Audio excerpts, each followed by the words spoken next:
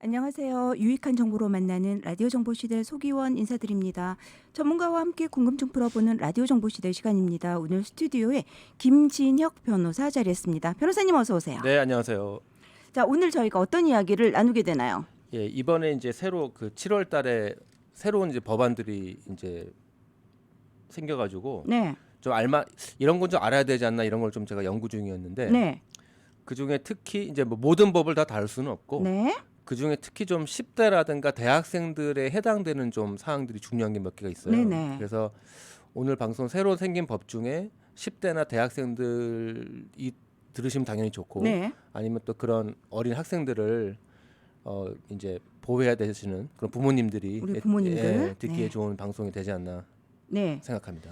자, 새로운 회기년도가 7월부터 시작이 되면서 7월 1일로 발효되는 법안들이 꽤 있는데요. 그 중에서 10대나 대학생 좀 해당되는 네. 법들, 새로 시행되는 법들, 바뀌는 것들. 네, 그중에 또 우리 부모님이 또 알고 계셔야 되겠죠. 반드시 반드시 알고 반드시 계시- 굉장히 중요한 내용인가 맞습니다. 봐요. 맞습니다. 그 이야기를 그러면 아예 시작을 좀 일찍 전하는 말씀 듣고 와서 어떤 법안들인지 이야기를 나눠볼 테니까요. 청취자 여러분, 라디오 정보시대 함께해 주시기 바랍니다. 김진혁 변호사와 함께 이야기 나눠보도록 하겠습니다.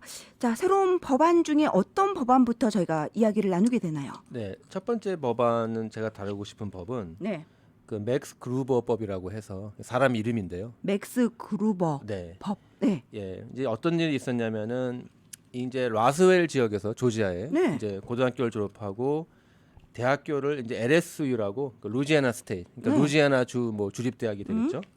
그 대학에 입학을 했는데 네, 1학년 참 큰 뜻을 품고 루지애나까지 대학생이 돼서 갔는데 네. 1학년 때 사망을 하게 됩니다. 이 맥스 그루버라- 그루버는 학생이었네요. 네네. 예, 학생이었는데 사망의 원인은 술을 너무 많이 마셔서. 네, 근데요. 예. 예. 그러니까 사실 뭐 부모님 입장에서는 얼마나 황당한 사건이 되겠습니까? 예. 학교를 보냈는데 가자마자 죽었는데 그 이유도 무슨 뭐 교통사고도 아니고 술 때문에. 술을 너무 많이 먹어서 도대체 술을 얼마나 많이 마셔야 사람이 죽을 수 있는지 모르겠어요. 네네.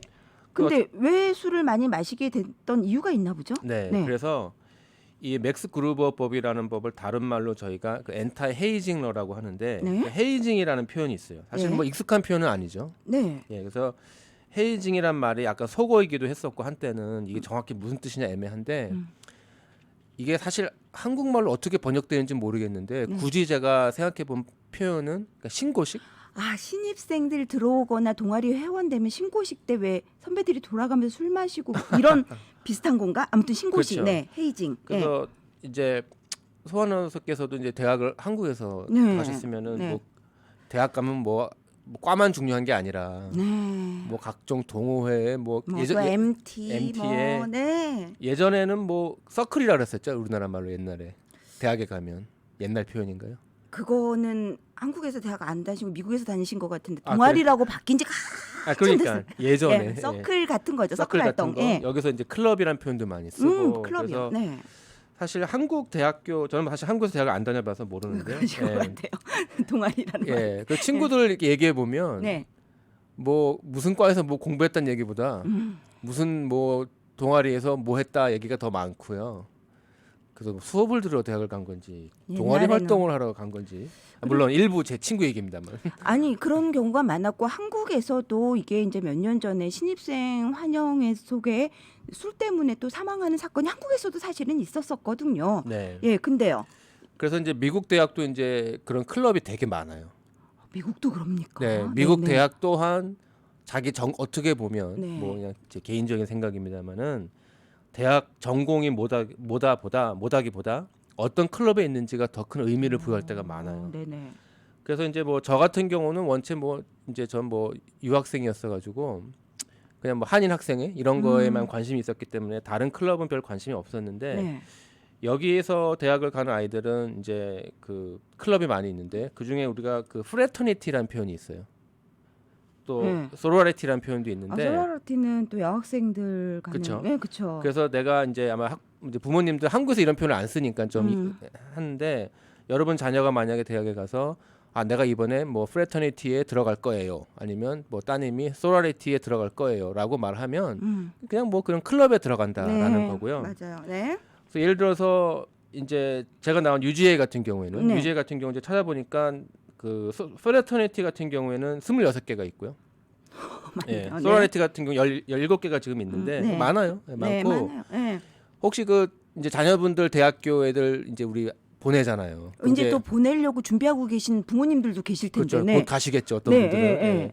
그럼 이제 대학 캠퍼스를 이렇게 운전해서 이렇게 돌아다니다 보면 건물에 네. 어떤 건물에 뭐 도서관 이름도 써 있는 것도 있지만 무슨 뜻인지 알 수도 없는 그 그리스 문자가 써 있는 건물들이 있어요. 네. 그게 이제 그 프레터니티라는 게 주로 이제 이름들이 다 그리스 이름을 써요.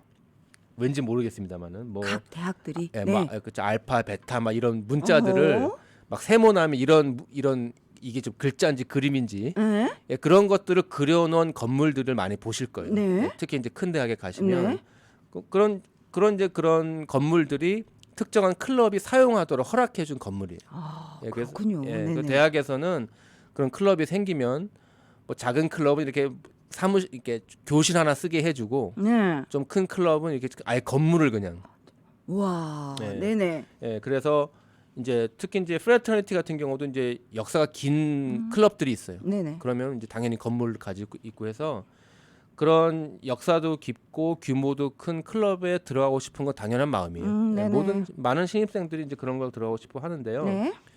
그래서 이제 우리가 보통 내가 무슨 과다 그러면은 그 과 학생들하고 모일 것 같은데 사실 미국 대학도요. 네. 무슨 과라고 해서 모이면 전 기억이 안 나요. 아유, 과 MT 이런 거 안 갑니까? 미국은? 예, 저는 그러니까 뭐 수업은 같이 듣죠. 듣고, 수업 예. 듣고 뭐 인턴십 같이 하고 그래서 어떤 교육 과정에서 시간을 많이 보내지만 네. 수업 끝나면 같은 각자? 과는 끝이었어요. 오. 특별히 뭐 그런 게 없었고 주로 자기들이 속한 클럽이나 저 같은 경우는 이제 한인 친구들하고 이제 많은 시간을 네. 보냈는데 그래서 이제 클럽이 굉장히 중요합니다. 네. 예, 그래서 한국도 뭐 신입생 환영회 해가지고 여러 가지가 있지만 네. 일단 술이 많이 끼죠. 미국은 근데 신입생 들어가 그러면 술 마실 나이가 안 돼서 뭐 안 마실 줄 알았더니 아닌가 그쵸. 보군요. 네. 대부분 만 18세이고 네, 또 대부분 많아봐야 19세인데 그렇죠.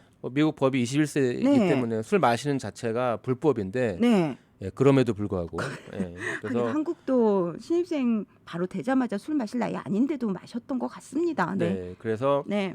어떤 일이 많이 벌어지냐면 이제 신입생이 왔으면 이제 신고식을 하는데 신고식의 의미가 네. 내가 이 조직에 대한 충성 같은 걸 보여주는 거예요. 그러니까 내가 어떤 클럽에 속했는데 내가 이 클럽을 사랑할 것이고 또 선배들을 존경할 것이고 후배들을 아껴줄 것이고 뭐 사회에 나가서도 서로 뭐 도와주자, 밀어주자 네. 일종의 그 인맥을 형성하는 거여서 뭐 거기까지 좋아요. 뭐 네. 그럴 수 있죠. 당연히 그렇게 해야 되는 건데 문제는 뭐냐면은 그 충성을 보인다는 게 이제 뭐 표현을 해야 되는데 네. 우리 이제 영화에서 보면 조직 폭력배 같은 경우에는 충성을 보이기 위해서 범죄를 저지르지 않습니까? 네, 네. 근데 그렇게 할 수는 없고 네. 네. 대학에서는 그런 충성을 보이는 게 술을 엄청나게 많이 마시거나 아니면 뭐 이렇게 그런 창피를 일부러 당하거나 그 굉장히 많이 벌어진 헤이징의 모습 중에 하나가 묶는 거예요 사람을. 네. 예, 그 사람을 뭐 나무나 뭐 이런데 묶어가지고 네. 팔도 못 움직이게. 그게 헤이징이면 그러면 이제 당연히 묶여 있으니까 그 주변에 있는 친구들이나 선배들이 뭐 놀릴 수도 있고 장난칠 수도 있고 이제 그러면서 노는 거예요. 그래서 그게 그렇게 그걸 이제 견디면 충성심이 있다라고 생각이 되는 겁니까? 그러면 아니, 뭐 이렇게 논리적으로 그렇지는 논리적으로- 않지만 하여튼 그렇다 문화가. 예, 네. 논리적으로 어프로치하기는 어렵지만 그러니까 그런 문화예요. 그래가지고 이제 사람을 묶어놓고 1시간 동안 뭐 놀리고 뭐 모르겠어요. 뭐 간지럽힐 수도 있고 그다음에 이제 몽둥이도 갖고 와요. 몽둥이 갖고 와서 이제 뭐 때릴 수도 있고 네네. 물론 뭐 이제 사람을 해치게 하려면 마음은 아니고 장난이죠. 장난이고 또 어떤 거에 보면은 이렇게 편말을 만들어서 네. 나를 발로 차주세요. 뭐 이런 편말을 들고 다녀요.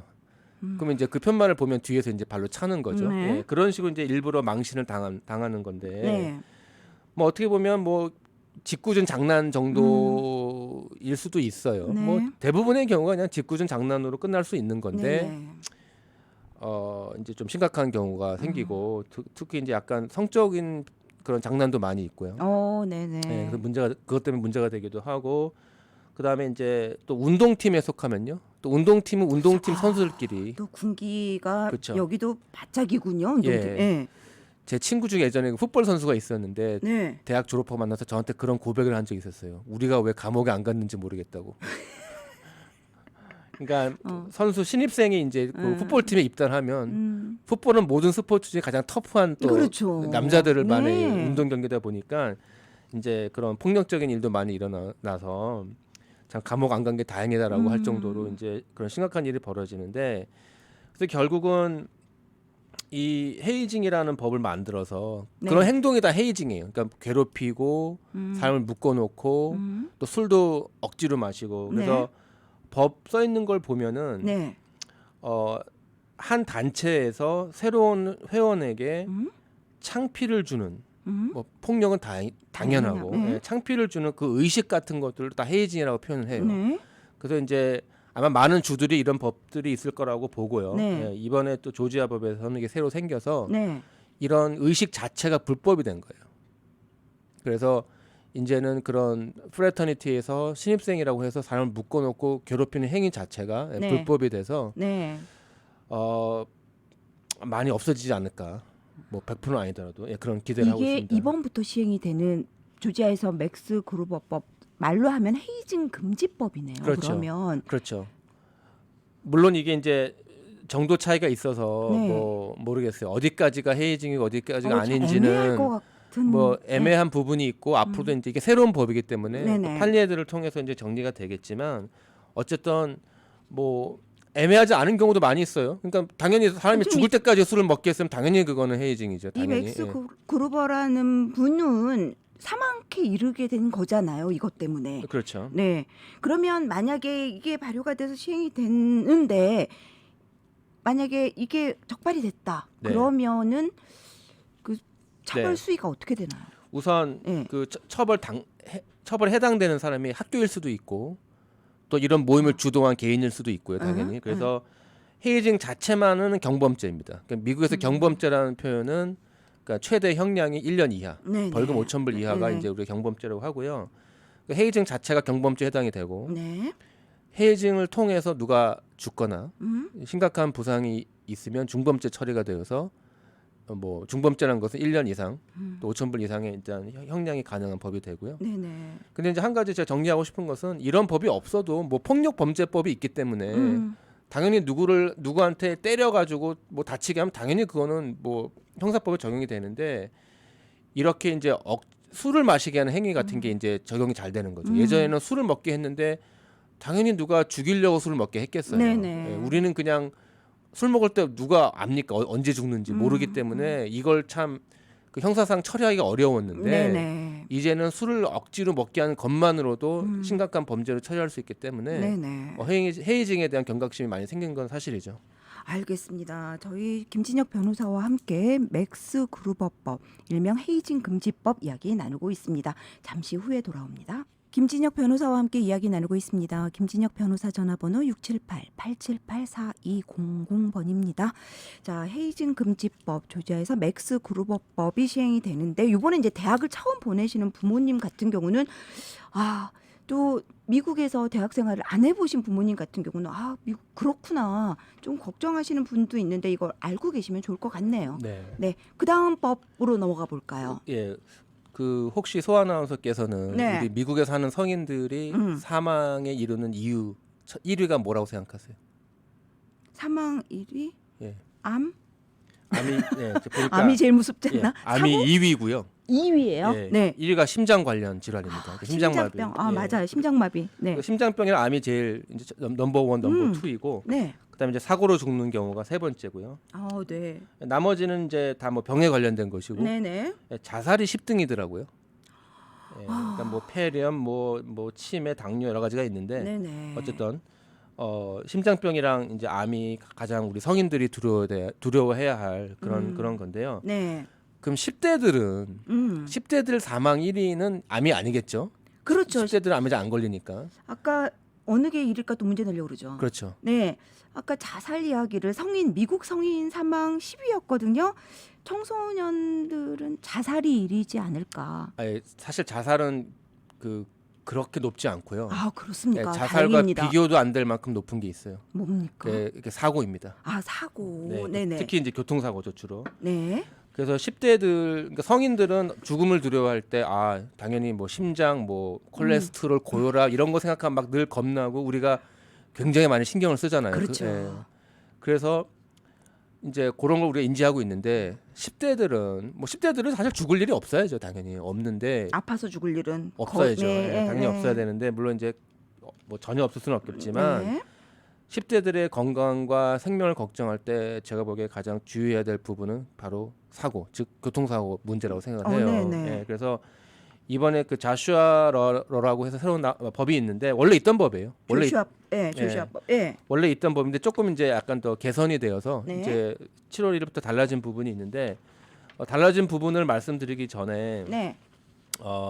이제 기존의 자슈아법이 도대체 뭔가 네네. 제가 설명을 드리겠습니다. 자슈아라는 사람도 이제 그 청년이었는데요. 조슈아. 네. 조슈아 브라운이 네. 그 당시 이제 고등학생이었는데 17세였어요. 근데 이제 운전하다가 사고로 사망을 하게 되는데 그게 뭐 누구 잘못으로 사망한 게 아니고 그나마 비가 많이 왔나 해서 이게 길거리에 웅덩이 같은 게 있는데 거기 이제 물이 고여 있던 거예요. 네네. 물이 고여서 거기를 이제 차가 지나가다 보니까 이제 트랙션이라고 그러죠. 이렇게 타이어가 컨트롤을 잃어버린 거죠. 네네. 그래서 차가 이제 막 돌면서 음. 나무를 쳤는데 하필이면 이제 정면 충돌이 되면서 사망을 하게 되는 굉장히 네네. 불행한 사건이었고 네네. 그래서 그 죽은 조슈아 브라운의 아버지인 그 알렌 브라운이라는 분이 네네. 당연히 뭐 너무 슬프셨겠죠. 그래서 이제 거기서 끝나지 않고 이런 일을 어떻게 하면 방지할 수 있을까 해서 많은 활동하십니다. 네네. 이분은 국회의원이 아니고 그냥 일반인이셨는데 네네. 이제 국회의원들도 만나고 여러 이제를 통해서 새로 자슈아라는 법을 만들게 돼서 이분 한 명 때문에 네. 자슈아 법 때문에 이제 많은 생명이 이제 뭐 세이브가 되는 그런 일이 벌어져서 좀 어떻게 보면 의미 있는 일을 하신 거고요. 네. 아들의 죽음을 통해서 네. 저희들에게 참 좋은 일을 해주신 분이고 이분이 하신 것 중에 그 우리가 이제 차를 사면 그 ESC라는 게 있어요. 아마 좀 생소하실 수 있는데요. 생소해요. ESC가 뭐냐면 그 영어로는 Electronic Stability Control이라고 해가지고 네. 한마디로 자슈아가 경험한 그러니까 타이어가 미끄러질 때 있잖아요. 타이어가 미끄러지면 그거를 잡아주는 자동 기능이 있어요. 그러니까 타이어가 미끄러지는 이유가 타이어 속도와 그러니까 타이어가 돌아가는 회전수와 속도가 매치가 안 될 때 미끄러지거든요. 네네. 예를 들어서 내가 50마일로 달릴 때는 거기에 맞는 속도가 그 회전수가 있거든요. 뭐 네. 우린 잘 모르지만 네네. 근데 그게 매치가 안 되는 순간에는 차가 미끄러진다는 뜻이에요. 그러니까 네. 예를 들어서 우리가 타이어가 막 그 공회전을 한다거나 타이어는 도는데 차가 안 갈 때 있잖아요. 네네네. 그거는 타이어와 도로가 뭔가 이렇게 문제가 생긴 거잖아요. 그래서 그런 일이 발생하면 자동적으로 그걸 잡아주는 기능이 있어요. 네. 근데 그게 많은 분들이 차를 사면은 그 이제 그 뭐 ESC라는 그 등에 불이 들어와요. 아마 요즘에 차 사신 분 다 그게 있는데 그 불이 들어오면은 이게 내가 지금 타이어가 미끄러져가지고 차가 이 속도를 좀 조절해 주는구나. 그래서 너무 빨리 몬다고 싶으면 속도를 억지로 줄이고요. 네네. 그런 기능이 있는데 네. 많은 분들이 그런 ESC에 대해서 이제 처음에 들어보면 내가 좋은 차를 사서 역시 난 좋은 차를 타는 사람이야.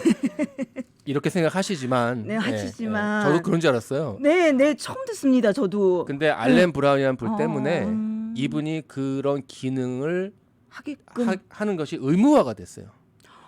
그렇군요. 그래서 2019년인가 이후부터 만든 모든 차들은 네. 미국에서 파는 모든 새 차들은 네, 이런 ESC라는 기능이 차에 있습니다. 그렇군요. 여러분 차가 특별히 좋아서가 아닙니다. 네. 그래서 그 알렌 브라운이라는 분이 이런 일을 하셨고 조슈아 아버지. 그 네. 조시아 차가 몰던 차에 만약에 이 기능이 있었다면 차가 저절로 천천히 갔을 거예요. 네. 근데 이 친구 이제 어린 친구들은 갑자기 차가 도니까 또 막 공회전이 생기니까 이제 당황하고 이런 일이 있었는데 그래서 이제 그 참 의미 있는 일을 하셨고요. 네. 제가 약간 이 좌시아법에서 설명을 드리기 전에 좀 네. 드리고 싶은 말씀이 있어요. 네, 그게 네. 뭐냐면 잠깐 음주운전 얘기 좀 할게요. 네. 뭐냐면 이제 음주운전법을 보면은 어떻게 써 있냐면 음주운전법이 술 때문에 영향을 받아서 안전하지 않게 운전하면 음주운전이다 이렇게 써 있어요. 좀 어렵죠? 술 때문에 안전치 못하게 운전을 했을 때는 그게 음주운전이다 이렇게 써 있어요. 좀 애매하죠? 애매하네요. 그러면은 누가 보기에는 네. 나는 술을 엄청나게 많이 마셨지만 나는 술이 너무 세기 때문에 이건 뭐 나는 전혀 안전하지 않은 게 아니었다. 나는 네. 보통 사람보다 더 안전하다. 네. 이렇게 주장할 수도 있잖아요. 네네. 반면에 어떤 분들은 맥주 한 잔을 해도 어떤 알코올을 해독하는 그런 능력이 다르기 때문에 나는 술 한 잔만 해도 얼굴이 빨개지고 막 이렇게 심장이 너무 빨리 뛰어서 운전하기 힘들다 이런 분들도 있을 거예요. 네네. 자, 그래서 그런 애매함을 좀 줄이기 위해서 어떤 네. 게 있냐면 그래서 우리가 그 뭐라 그러죠? 그 혈액에 알코올이 얼마나 있나 그 네, 조사를 네. 해서 미국은 0.08, 네. 한국 0.05인데요. 네. 그러니까 자기 혈액에 알코올 성분이 0.08%가 이거나 그거 이상이 되면 이제 음주운전으로 간주한다. 네. 안전치 않았던 걸로 간주한다라는 뜻이에요. 네네. 그러니까 내가 아무리 난 술이 세요 막 그런 분이 주장을 해도 있기는 있지만 많이 네. 되게 많습니다. 저는 운전 똑바로 했어요. 네. 네, 전 정신 차리고 더 정신 차려요라고 네. 해도 네. 법에서는 당신의 능력과 별개로 0.08이 넘어가게 되면 네. 무조건 음주운전이라고 하는 겁니다. 거기까지 이해하셨죠? 네. 그럼 다르게 보면 네. 이렇게도 볼 수 있는 거예요. 그럼 0.08이 아니더라도 네. 내가 술 때문에 안전치 않았다면 그것 또한 음주운전인 거예요. 그렇죠. 예, 그러니까 네. 법에서는 절대로 0.08이 안 넘으면 음주운전 아니에요. 이렇게 써 있는 거 아닙니다. 아닙니다. 예, 그래서 네. 0.08은 당연히 음주운전이고 네. 0.08이 안 넘어도 안전하지 못한 상황이라면 음주운전이라고 간주되기 때문에 네. 하시면 안 되는 거예요. 네. 그래서 어떤 분들은 보통 이제 음주운전에 단속되시는 분들은 그 이제 그 뭐 부는 거 있잖아요. 네네. 네, 그걸 불어서 나오는데 그러면 0.08이 안 나오면 어떻게 내가 유죄가 되느냐. 예, 근데 보통 이제 불었을 때 0.08 안 넘으면 구속이 안 되는 건 맞아요. 일반적으로. 네. 그런데 어떤 일이 벌어질 수 있냐면 사고가 났을 때 뭐 네. 간단한 뭐 신호 위반이던 앞차를 쳤는데 경찰이 와 보니까 술 냄새가 난단 말이에요. 근데 조사했더니 0.08이 안 되지만 네. 사고를 냈단 말이에요. 네. 그러면은 술 때문에 사고 낸 거라고 주장도 할 수 있는 거죠. 물론 그게 뭐 쉽게 얼마나 입증될지는 잘 뭐 정확히 케이스 바이 케이스인데 0.08이 안 넘었다고 해서 내가 안전하다고 음주운전에 해당이 안 된다고 하는 것은 좀 네. 위험한 생각이라는 거죠. 예, 그렇게 생각을 예. 해야 될 자, 것 같습니다. 네. 또 이런 예도 제가 그러니까 이런 얘기 왜 그러니까 이게 뭐냐면 많은 분들이 0.08 이야기를 들으면서 아 나는 0.08이 안 넘으니까 나는 괜찮지라고 생각하시는데 그게 위험하다는 아니다. 얘기고 네. 제가 이 얘기를 왜 조슈아 법 전에 말씀을 드리냐면 네. 조슈아 법이 결국은 뭐냐면 10대들이 운전면허를 따기 위한 자격 조건을 써놓은 법이에요. 네. 10대가 운전면 특히 16세 미국은 이제 16세부터 운전면허를 딸 수 있지 그렇죠. 않습니까? 그래서 네. 조슈아 법은 16세부터 운전면허를 따기 위해서 뭘 해야 되냐를 설명한 법인데 네. 뭐 별거 아니에요. 뭐 이것저것 해야 되는데 네. 뭐 교육받고 뭐 이런 건데 네. 제가 드리고 싶은 말씀이 뭐냐면 그 조건을 만족시켜서 운전면허를 땄다고 해서 그 10대가 운전하기 안전하다는 개런티는 없는 거예요. 네. 조슈아 법이라는 것은 운전을 할 수 있는 아주 기초적인 기본만 제시한 것이지 그 면허를 땄다고 해서 운전을 하는 것이 안전하다라고 설명해 준 법은 절대 아니라는 그렇죠. 거예요. 오해하지 네. 마시고 또 다른 예를 들어볼까요? 예를 들어서 우리가 미국에서 21세가 되면 술을 마실 수 있지 않습니까? 네. 그러나 21세가 되어도 술 마시면 안 되는 사람들도 있죠. 술버릇이 너무 안 좋거나 폭력적이 되거나 그렇죠. 뭐 알코올 중독이시거나 이런 분들은 21세가 아무리 되어도 그럼요. 네. 술 마시면 그냥 안 되는 거예요. 네. 법적으로 마실 수 있지만 그냥 네. 상식적으로는 마시면 안 되는 거예요. 그래서 제가 조시아법을 설명드리기 전에 오해하실까봐, 그러니까 네. 이런 법에 있어서 뭐 이런 이런 조건들을 만족시켰기 때문에 우리 애는 운전하기 안전할 것이다. 예, 그건 아닙니다. 절대 아니고 결국은 법이 뭐고 다 떠나서 네. 16세 어린 나이거든요. 그럼요. 네. 또 어떻게 남자들은 또 이렇게 멋있어 보이기도 하고 또 친구들이 옆에 있으면 또 좀 과시하고 싶기도 하고 해서 그렇죠. 그런 전형적인 그런 나이이기 때문에 16세에게 운전할 수 있는 키를 준다는 것은 결국 이제 부모님이 주는 거거든요. 네네. 예, 그렇기 때문에 그러니까 16세 차를 살 수 있는 권한도 없어요. 일반적으로 그 미성년자이기 때문에 계약을 안 해주기 때문에 그래서 어차피 10대는 차를 못 사요. 결국은 부모님이 사서 부모님이 운전하라고 키를 주는 것이기 때문에 네. 우리 아이가 운전을 16세인 우리 아이가 운전을 할 수 있다 없냐라는 가장 중요한 결정은 부모님이 판단하셔야 되는 거예요. 그 어떤 법도 그 판단을 대신해 줄 수는 없고요. 그래서 여러분이 보시기에 우리 아이는 뭐 좀 뭐 모르겠어요. 뭐 장난기도 심하고 해서 아직 성숙도가 좀 떨어진다. 다른 아이들에 비해서 네. 그럴 때는 당연히 면허는 딸 수 있을지 모르지만 네. 키를 줘서는 안 되는 것이고 우리 아이는 좀 성숙하고 충분히 그런 안전하게 행동하는 아이다라고 생각하면 뭐 줄 수도 있겠죠. 그래서 네. 그런 결정권은 결국은 법이 아니라 부모님이시라는 걸 제가 강조드리고 싶고요. 아직은 미성년이기 때문에 자 저희가 조슈아 법이 쭉 얘기를 나누기 전에 조금 서론을 이렇게 생각해야 된다라는 얘기를 조금 나눴거든요, 변호사님. 요 내용은 전하는 말씀 듣고 와서 전해드려야 될 것 같습니다. 네. 예, 청취자 여러분 잠시만 기다려주세요. 김진혁 변호사와 함께 이야기 나누고 있습니다. 자, 7월 1일부터 조지아에 발효되는 발효된 새로운 법안들 중에 저희가 헤이징 금지법 이야기 나눠봤고요. 지금 조슈아로 다루고 있는데 요 내용 이야기 해주셔야 돼요. 뭐가 네. 좀 많이 바뀌었나요? 이 법이 있기 전에는 네. 이제 미국에서 이제 16세가 되면 운전면허를 딸 수 있었고요. 그럼 일반적으로 우리 운전면허 보통 따듯이 뭐 필기 시험 보고 실기 시험 보고 땄었는데 네. 그것만 가지고는 부족하다라고 주장한 것이 이제 알렌 브라운의 주장이었고요. 네네. 조시의 아버지가 그래서 이제 추가적인 걸 이제 얘기를 했는데 그 중에 말한 것이 일단 30시간을 교육을 받아야 되고요.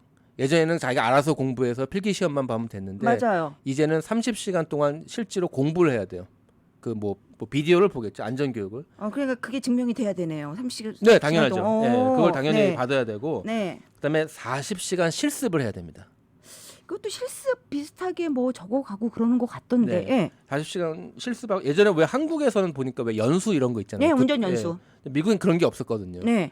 연수라는 게 좀 이상한 표현이었는데 제가 왜냐면 운전면허 땄으면 바로 운전할 수 있어야 되는데 아니 연수해야지 한국. 한국에서 뭐 너무 이제 복잡하니까 서울이 특히 그래서 아마 그런 연수란 컨셉이 생겼는데 지금 같은 경우에는 이제 40시간 실습을 해야 되고 16세가 운전면허를 따려면 16세만 얘기하는 겁니다. 네. 그리고 40시간 운전 실습 중에 6시간은 밤에 해야 됩니다.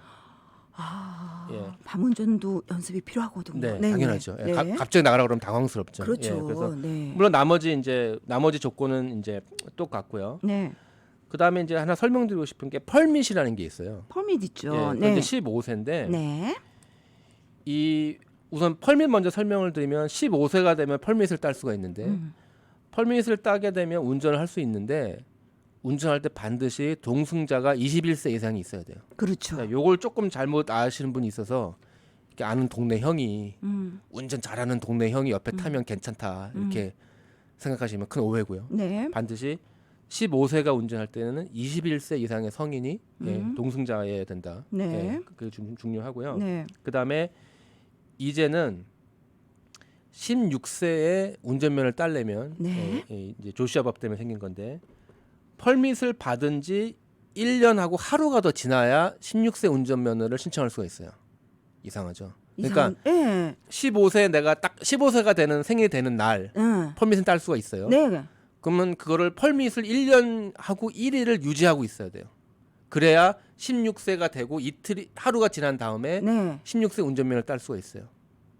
그러면 15세 중간에 펌밋 신청을 해서 했다 그러면 16세 중간까지는 그렇죠. 지나가야 된다는 말이네요. 맞아요. 오, 네. 저는 왜 이게 오케이 뭐 1년은 그렇다고 치고 1년하고 하루는 또 뭔가 이런 게 궁금했는데요. 하루. 제가 답을 못 찾았어요. 근데 이런 게 아닌가 싶어요. 왜냐면 16세가 되면 이제 미국 16세죠 의미 있잖아요. 스윗 16. 그렇죠. 해가지고, 그래가지고 네. 그날 또 면허 따면 얼마나 좋겠어요. 이걸 따면 내 엄마 차를 몰아야지 해가지고 그래가지고 네. 16세가 되면은 그날 면허를 따면 그날 밤에 애들이 뭐 하겠어요? 생일 파티를 하겠죠. 하죠. 마침 크게 하죠. 마침 내가 면허도 땄겠다. 엄마가 차도 쓰게 해줬겠다. 생일 파티겠다. 얼마나 좋은 날입니까? 네. 아마 그걸 방지하기 위해서. 이제 순수한 제 개인적인 생각입니다만 아주 아, 좋은 근데 아이디어라고. 정말 좋은 생각이네요. 네. 네. 그래서 16세 생일 파티일 때 도저히 차를 갖고 나갈 수가 없어요. 이것 때문에. 네. 그래서 15세 펄밋을 따고 최소한 1년 플러스 하루를 더 지나야 16세 운전면허 신청 가능하다 이 뜻입니다. 이게 이번에 바뀐 내용인 거죠. 이게 원래 있었고요. 원래 있어요. 조시아 때문에 있었고 네. 이제는 17세의 면허를 따도 교육을 받아야 되는 게 바뀐 거예요. 새로 나온 법은. 그러니까 학생들 점점 운전면허 따기 어려워진다 이런 기사 들으신 적 있으실 거예요. 지금 방송을 듣고 계신 분 중에 그게 이제 조슈아법이 조금 더 강화된 건가요? 그렇죠. 그 전에는 16세 면허를 딸 때만 이런 게 해당됐고 17세는 해당이 안 됐었어요. 그래도 16세 생일 지난 지도 한참 지난 거잖아요. 17세는. 근데 예. 어떻게 바뀌었나요? 그러니까 예전에는 네. 그러니까 이 법이 그러니까 7월부터 생긴 법이 뭘 바꿨냐면 네. 예전에는 17세가 됐을 때는 그냥 교육 없이 그냥 운전면허만 통과한 면허를 줬는데 그렇죠. 이제는 17세들도 네. 16세처럼 그 30시간 교육을 받은 후에야 면허 신청할 수 있다는 뜻이에요. 그리고 실습이랑 밤운전 6시간 그것도 똑같이?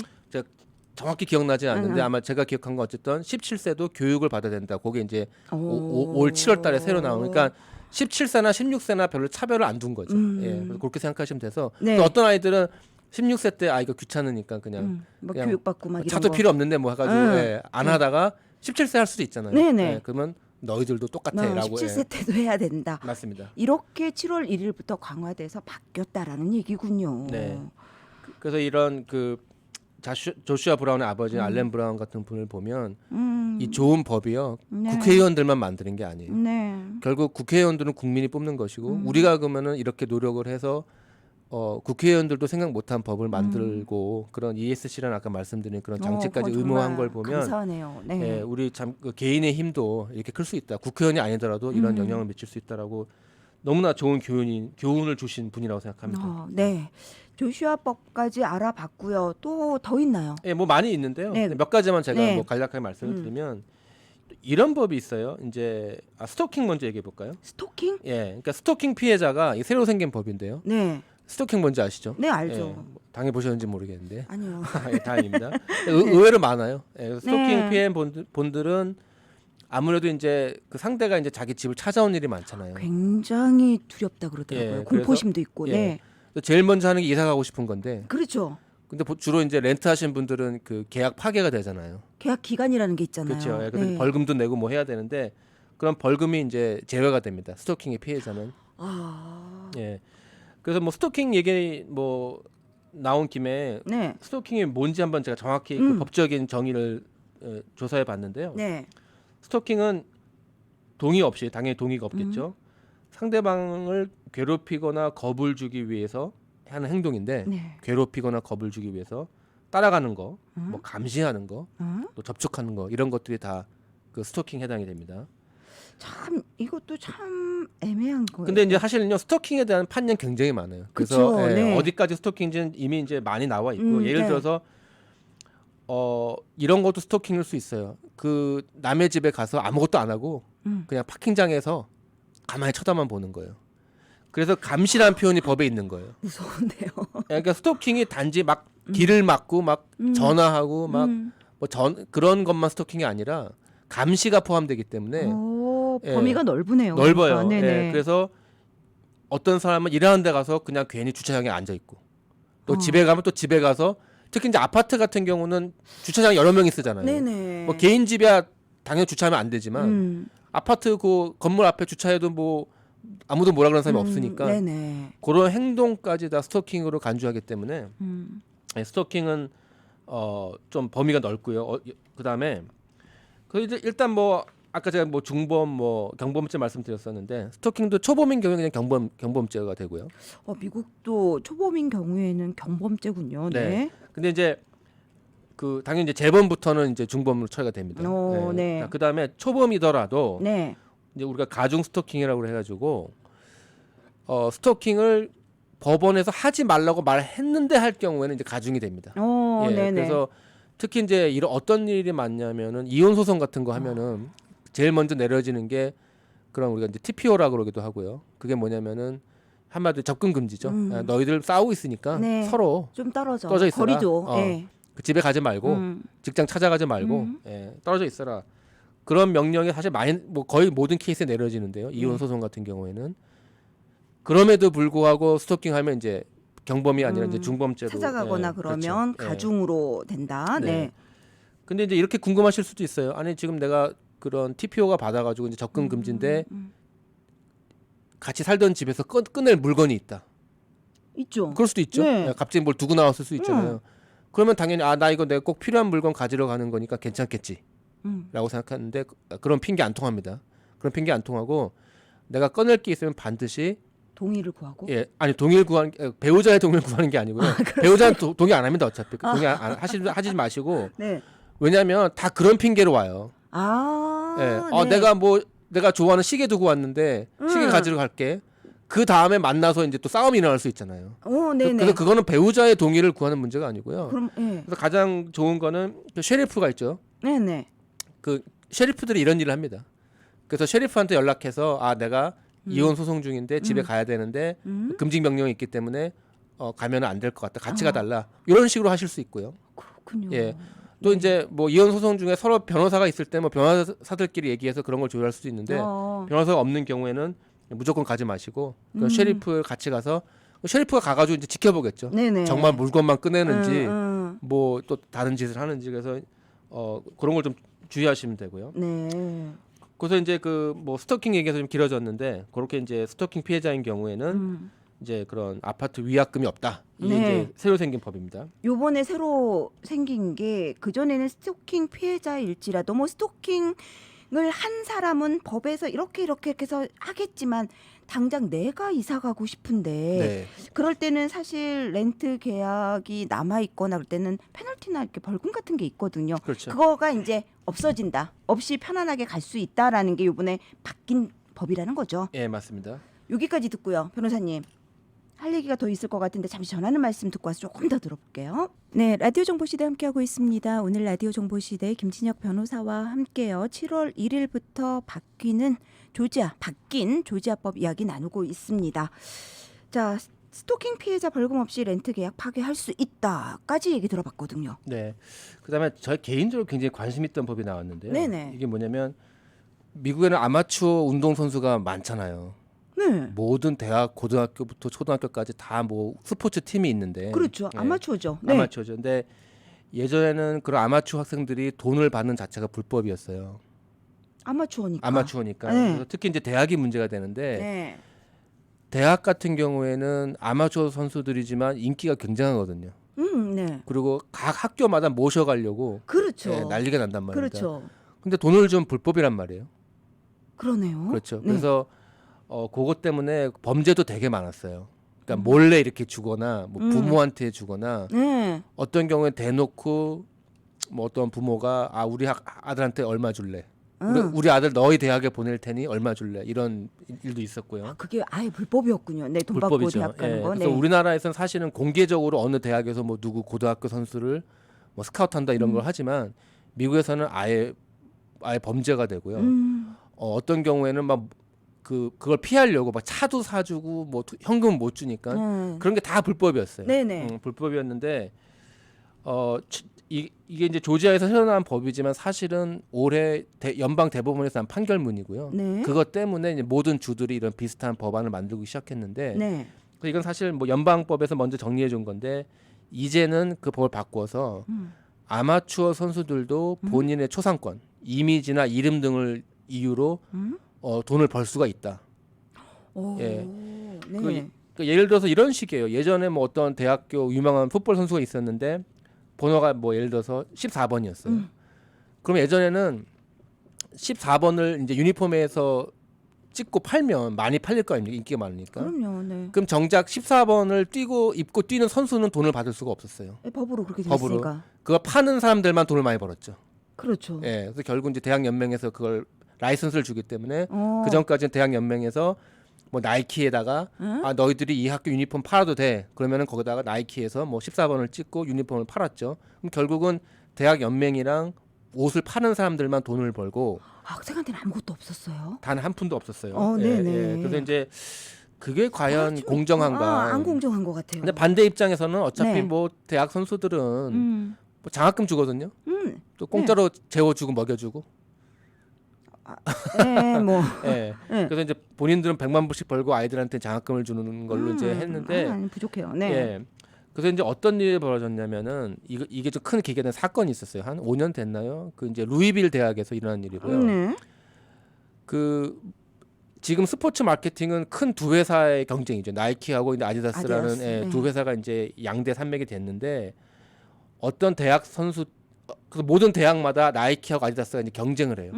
그렇겠죠. 그래서 이제 야 우리가 뭐 얼마 줄 테니까 우리 옷 입어줘 이런 식으로. 뭐 거기까지는 좋습니다. 네, 그거는 네. 학생이 받는 게 아니고 이제 학교가 받았고. 네, 네. 근데 당연히 나이키 입장에서는 네. 나이키 로고를 입은 유니폼 나이키 로고가 찍혀 있는 유니폼을 입은 선수들이 대학교 결승전에 가면 그 TV에 많이 나오거든요. 그렇죠. 그러려고 입혀이고 그렇죠. 하는 거죠. 네. 그럼 아디다스 입장에서 이게 좀 질투가 난단 말입니다. 결승전에서 지금 뭐 수백만 명이 TV를 보는데 두 학교 다 나이키를 입고 있으면 이거 참 기분이 안 좋아요. 네. 아유 뭐그 판독 잘못한 거죠. 네. 그쵸? 근데요. 네. 그래서 그 루이빌 대학도 굉장히 유명한 농구로 유명한 대학이고요. 네. 거기에 이제 굉장히 전설적인 감독도 있었는데 이것 때문에 이제 명예가 하루 아침에 끝났는데 그 릭 피티노라는 감독이 있었는데 유명한 감독이었는데 네. 나이키에서 이제 그 학교는 원래 아디다스와 계속 계약을 맺었어요. 근데 요즘에 이제 루이빌이 잘 성적이 안 좋아서 네. 돈을 많이 주고 네. 거의 뭐 100 밀리언 그러니까 굉장히 상상을 초월한 돈을 주면서 이제 그 돈의 많은 90%에 대한 부분이 코치들이 받거나 아니면 그 돈을 이용해서 학생들의 부모한테 주거나 고등학교 코치들한테 돈을 주면서 야 우리 학교에 좋은 선수들 니네 보내라. 지금 뭐 1학년 뭐 4학년 걔 보내 해가지고 돈을 주면서 그런 블랙머니가 된 거예요. 네네. 그래서 결국은 이제 대학 농구도 사실 굉장히 인기가 많아서 그럼요. 예. 그럼 아디다스 입장에서는 좋은 학생이 학교에 와야 결승전에 갈 거 아닙니까? 예, 그래서 아디다스 홍보를 할 거 아닙니까? 그렇죠. 네. 그래서 루이빌 대학 가서 야 너희들도 좀 좋은 학생들 데려와라. 옆에 있는 듀크 대학은 지금 맨날 좋은 학생 데려가는데 너희들은 왜 안 데려오냐 해가지고 그럼 당연히 데려오려면 돈이 필요하다. 결국은 그런 식으로 아마 이제 뭐 대화가 이루어졌겠죠. 네. 그래서 막 돈을 주고 그 돈을 코치의 어떤 지도하에 그 돈이 이제 그런 뒤에서 네. 쓰여져서 뭐 이제 학생들을 데려왔는데 그러니까 사람들이 이제 좀 각성을 하는 거죠. 이거 봐라. 우리가 아마추어라는 이유로 학생들은 한 푼도 안 주면서 어른들끼리 돈 가지고 장난하고 있으니 과연 이게 공정한 것인가? 예, 네. 이제 그게 좀 큰 사건이었고요. 네. 근데 그게 뭐 한 사건이 아니라 너무 많았어요. 너무 많았을 예. 것 같아요. 네, 얘기 들으면서. 이게 지금 뭐 몇백만 불 이야기인데 그럼 중간중간에 뭐 몇백 불, 몇천 불은 그냥 너무 수도 없이 많이 있었고 제가 나온 대학교도 한 번은 코치가 네. 돈을 그 500불을 보냈는데 그거를 그 웨스턴 유니언으로 보내서 그 증거가 남아가지고 네. 500불 때문에 해임된 적이 있었는데 500불도 심각하게 받아들여요. 예, 100만 불은 말할 것도 없고 네. 그래서 이렇게 우리들끼리 학생들 이용해서 돈 벌지 말고 학생들한테 돈 그렇게 뭐 대학 스포츠에 돈 뿌릴 그런 돈이 있으면 네. 학생들도 좀 받는 게 당연하다. 예, 그럼 결국 이제 대법원 판결이 나와서 네. 그 판결 때문에 조지아에도 이런 법이 생겼어요. 그래서 이제 대학에 가서는 유니폼이라든가 이런 물건을 팔 때 네. 그 선수의 이름은 당연하고 그 선수의 이미지를 연상시키는 물건을 팔 때는 네. 그 선수가 거기에 대한 계약을 자유롭게 맺고 네. 계약은 자유롭게 맺을 수 있고 해서 만약에 뭐 나이키에서 야 내 유니폼 만들 테니까 뭐 100만 불 줄게 그러면 그게 가능하도록 할 수 있다. 예, 아마추어 선수들도 예. 보상을 받을 수 있다. 맞습니다. 이렇게 바뀌었다는 거죠. 맞습니다. 이게 이제 연방 대법원의 판례로 인해서 조지아까지도 맞습니다. 들어와서 예. 알겠습니다. 더 이야기가 있지만 변호사님 오늘 이야기는 여기서 마치고 보내드려야 될 것 같습니다. 항상 알겠습니다. 부족하죠. 네. 지금까지 라디오 정보시대 김진혁 변호사와 함께 이야기 나눠봤습니다. 오늘 말씀 감사합니다. 감사합니다.